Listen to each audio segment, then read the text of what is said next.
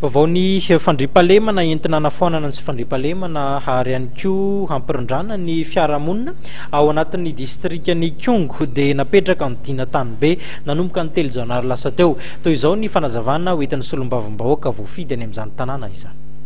Tafapetraka zany tamin'ny 7 volana janoary teo ny dinany taniben'ny Kongo.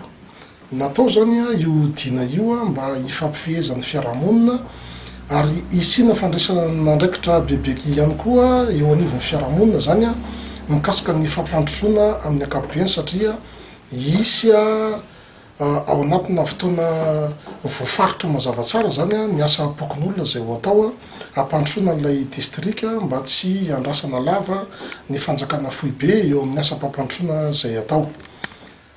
Io dina io dia nandalo tamin'ny fitondram-panjakana teo anivon'ny distrika ary nahazo ihany koa fankatoavana teo anivon'ny fitsarana. Zany hoe dina voavolavola tsara, voalanjalanja tsara ary voamarina ara-pitondrana sy ara-pitsarana.